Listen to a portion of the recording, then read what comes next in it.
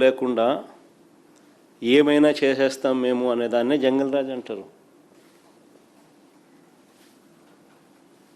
చంద్రబాబు నాయుడు గారి జంగల్ రాజ్ పాలనలో బాధితులే నిందితులు అవుతారు అనడానికి ఇంకొక ఎగ్జాంపుల్ చెప్పాను. రీసెంట్గా జరిగిన ఎగ్జాంపుల్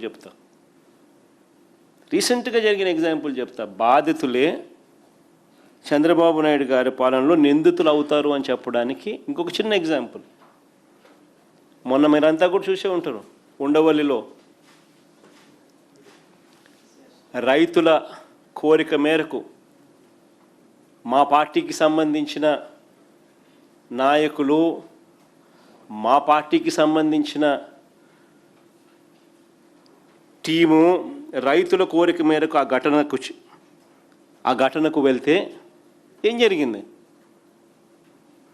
అమరావతిలో చంద్రబాబు చేస్తూ ఉన్న అవినీతిని, దోపిడీని, దౌర్జన్యాలను, రైతులు పడుతూ ఉన్న బాధలను బయట ప్రపంచానికి తెలియనీయకుండా చేయడానికి ఒక ప్లాన్ ప్రకారము చంద్రబాబు నాయుడు గారే అక్కడికి వెళ్ళిన మా పార్టీ వాళ్ళ మీద రైతులకు సంఘీభావం తెలుపడానికి మా పార్టీ వాళ్ళు అక్కడికి రైతుల కోరిక మేరకు పోతే, అక్కడ జరుగుతూ ఉన్న అన్యాయాన్ని చూడడానికి పోతే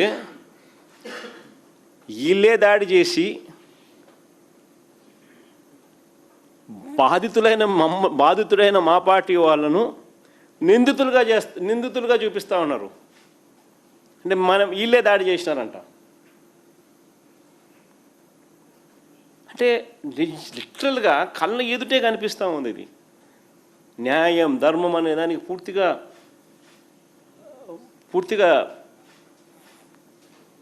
దాన్ని ఏమంటారు, భూస్థాపితం చేసేసినారు. ఇటీవలే రాజధాని గ్రామాల్లో రైతులు నన్ను కలిసినారు. మీ అందరికీ కూడా ఈ సీక్వెన్స్ ఆఫ్ ఈవెంట్స్ తెలిసే ఉంటుంది. బట్ జస్ట్ టు రికలెక్ట్, ఇటీవలనే రాజధాని ప్రాంతానికి సంబంధించిన రైతులందరూ ఇక్కడే ఇదే మాదిరిగానే కూర్చున్నారు. మీ ప్లేసుల్లో వాళ్ళు వచ్చినారు. వాళ్ళందరూ ఇక్కడే కూర్చొని వాళ్ళు ఒక్కొక్కరు పడుతూ ఉన్న బాధలు, ఈ రాష్ట్ర ప్రభుత్వం చేస్తూ ఉన్న అన్యాయాలను ఎక్స్ప్లెయిన్ చేసినారు. ఈ అమరావతికి సంబంధించి, ఈ రాజధాని ప్రాంతానికి సంబంధించిన రైతులు నన్ను కలిసి వాళ్ళు గోడు చెప్పుకున్నారు. వారి కోరిక మేరకు, అక్కడే వాళ్ళ కోరిక మేరకే మా పార్టీ నుంచి ఒక కమిటీని, ఒక లీగల్ టీంను పెట్టాం. వాళ్ళ కోరిక మేరకే కోర్టులో వారి తరపున పోరాటం చేయడానికి ఒకవైపున సిద్ధమవుతూ, మరోవైపు గ్రౌండ్లో జరుగుతూ ఉన్న దౌర్జన్యాలను చూసేందుకు ఈ కమిటీ బయలుదేరింది. రైతుల కోరిక మేరకు వాళ్ళు చూపుతాము, మీరు రండి అని అడిగితే బయలుదేరితే వీళ్ళంతా రైతుల ఆహ్వానం మేరకు ఈ కమిటీ అక్కడికి వెళ్తే ఏకంగా మా పార్టీకి చెందిన మాజీ మంత్రులను, ఎమ్మెల్సీల మీద, పార్టీ నాయకుల మీద దారుణంగా దాడులు చేసి హత్యాయత్నం చేశారు.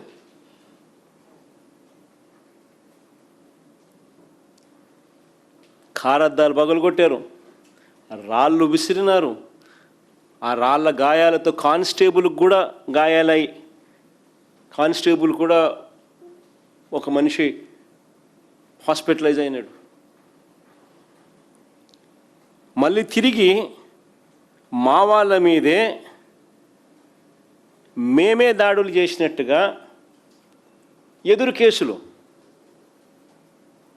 మా వాళ్ళ మీదనే.